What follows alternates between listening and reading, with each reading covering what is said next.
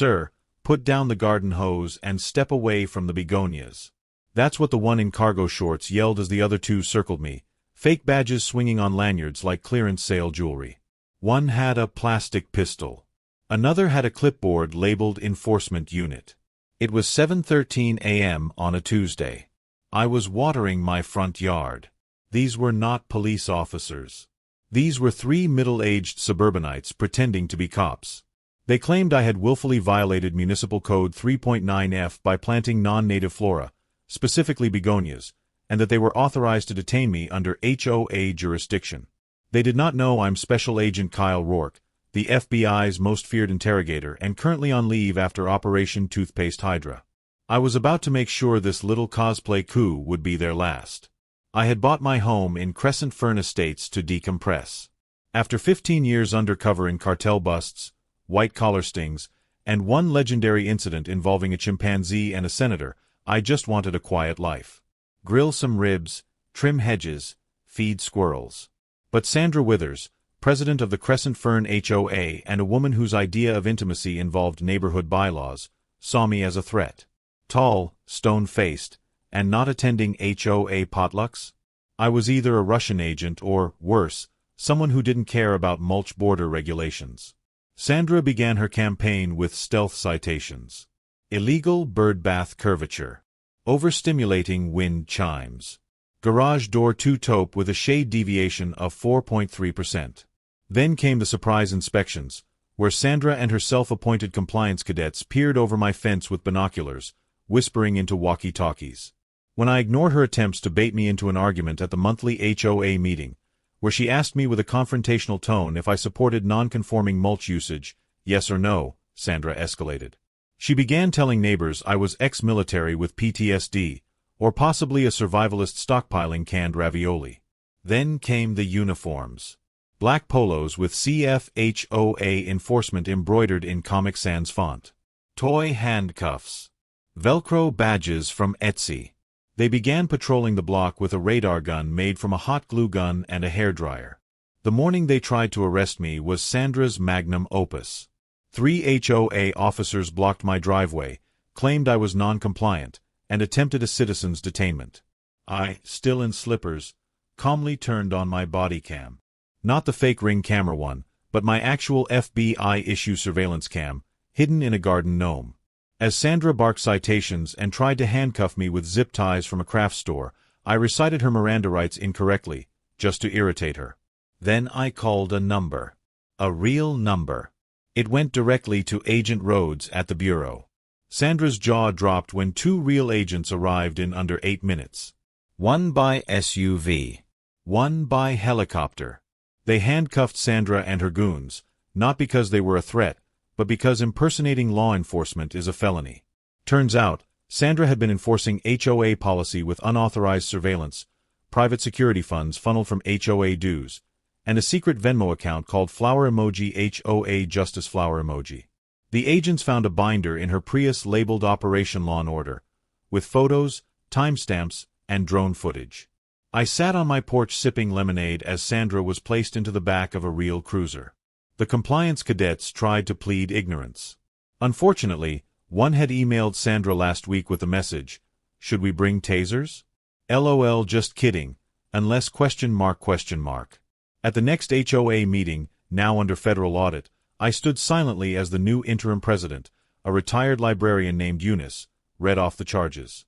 Impersonating federal officers. Unlawful detainment. Misappropriation of HOA funds. Excessive use of Comic Sans. Sandra, appearing via Zoom from County Holding, tried to plead her case. The Wi-Fi cut out as she screamed something about sovereign neighborhood rights.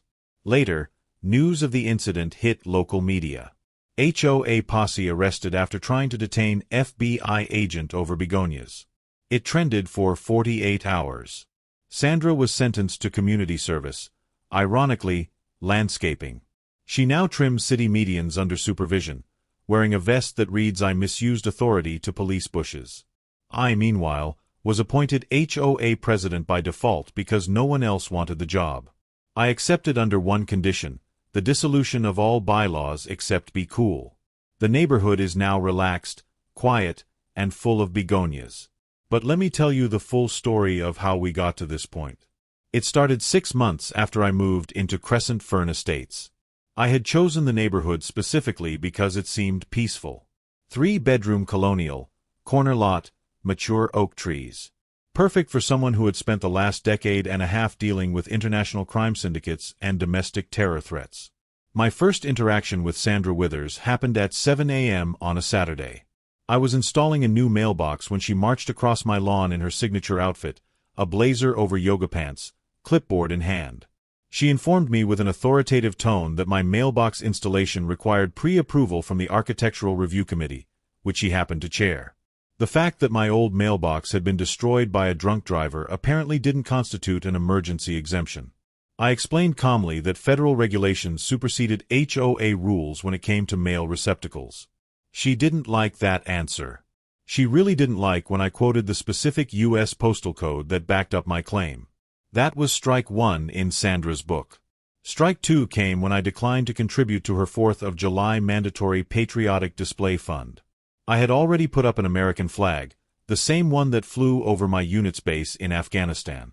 But apparently, it wasn't part of the coordinated neighborhood theme, which that year was red, white, and bloom, complete with mandatory petunia plantings in patriotic colors. The real trouble began when Sandra discovered I worked in law enforcement. One of the neighbors mentioned seeing me at the federal building downtown. Sandra immediately assumed I was there to spy on the neighborhood. She started leaving anonymous notes in my mailbox about proper grass height, accompanied by photos she had clearly taken from the street with a telephoto lens. When I installed security cameras, she filed a complaint saying they violated the neighborhood's aesthetic guidelines. I should mention that Sandra ran the HOA like her personal kingdom.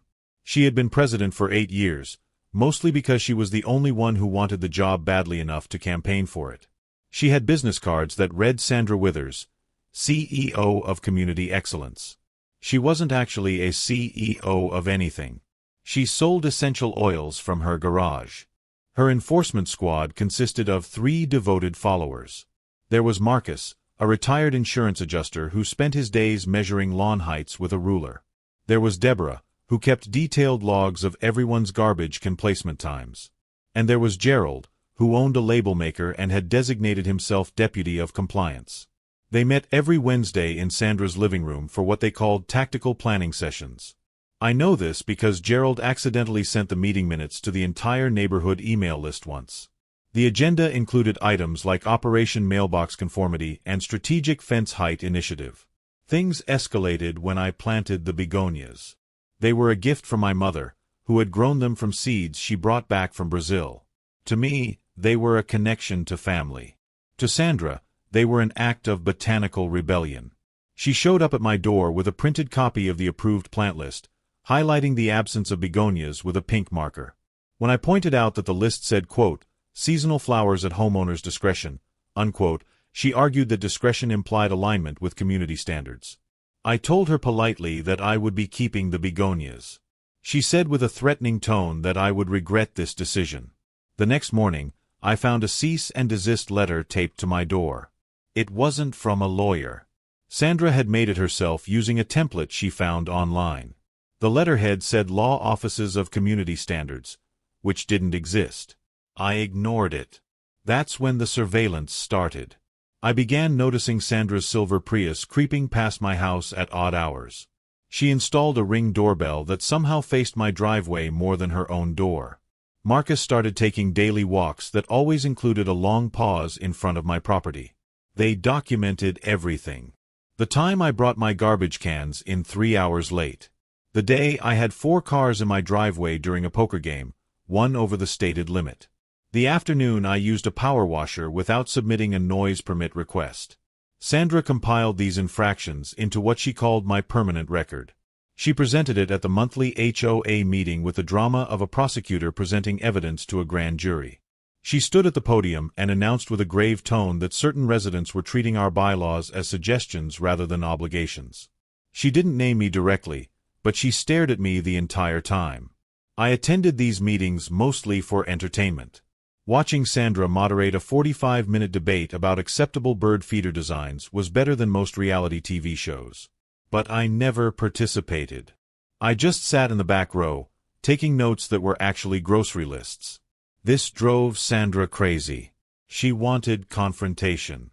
She wanted me to argue so she could assert her authority. Instead, I gave her nothing. That's when she decided to escalate to enforcement. The uniforms appeared first. She claimed they were to help residents identify official HOA representatives. In reality, she had watched too many police procedurals and thought a uniform would give her more authority. The badges came from an Etsy shop called Crafty Cop Supplies. They said enforcement officer in gold plastic letters. The handcuffs were from a Halloween store. The citation books were receipt pads from Office Depot with violation written in Sharpie on the cover. She started issuing fines. $20 for grass over 3 inches. $50 for unapproved holiday decorations. $75 for what she called aggressive landscaping choices, which meant my begonias. I didn't pay any of them.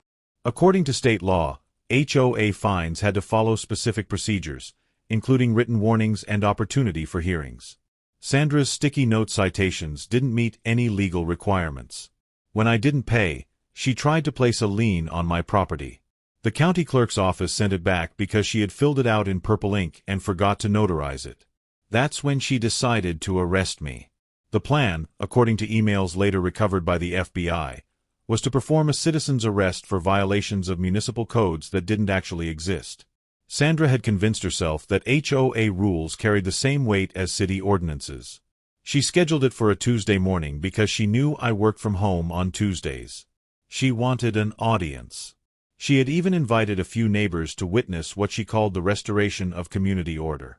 When they surrounded me that morning, I could see the excitement in Sandra's eyes. She truly believed this was her moment of triumph.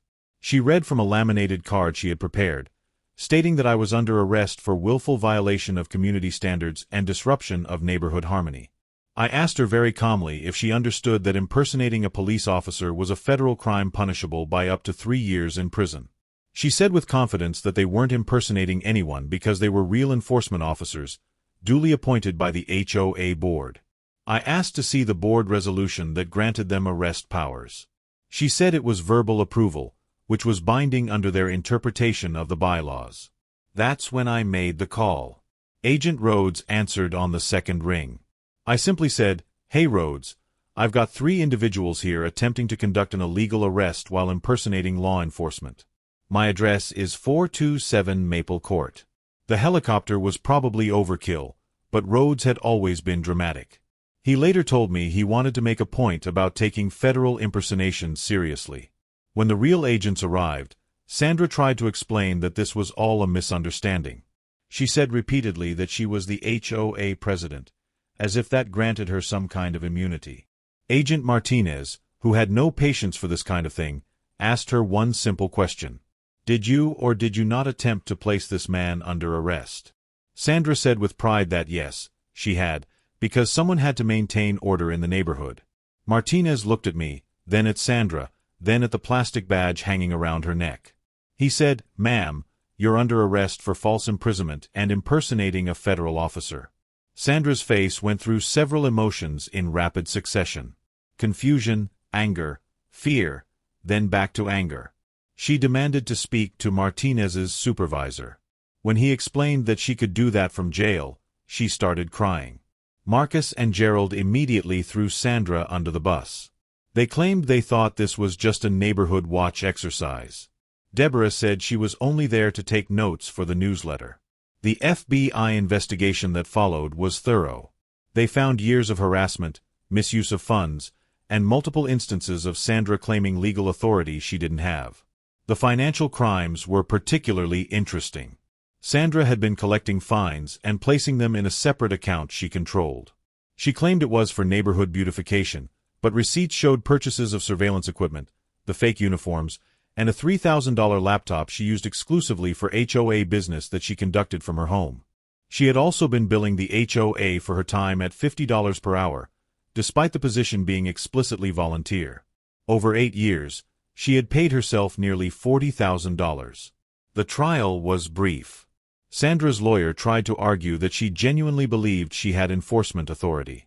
The prosecutor presented her emails where she discussed needing to be careful about, quote, technical legal stuff, unquote. The judge was not amused.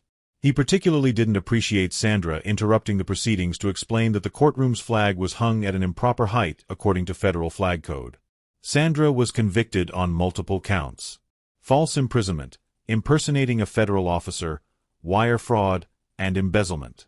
The sentencing was held on a Thursday afternoon. The courtroom was packed with neighbors, many of whom had their own stories of Sandra's overreach. The judge reviewed the counts carefully. For false imprisonment, 18 months. For impersonating a federal officer, 2 years. For wire fraud and embezzlement, 3 years. The sentences would run concurrently, meaning Sandra would serve 3 years in federal prison. When the judge read the sentence, Sandra stood up and shouted that this was a conspiracy between me and the federal government to undermine local governance. The judge added 6 months for contempt of court. As the bailiffs placed her in handcuffs, real ones this time, Sandra looked directly at me and said with pure venom in her voice, "This isn't over, Rourke. The HOA will rise again." The judge increased her sentence to 4 years.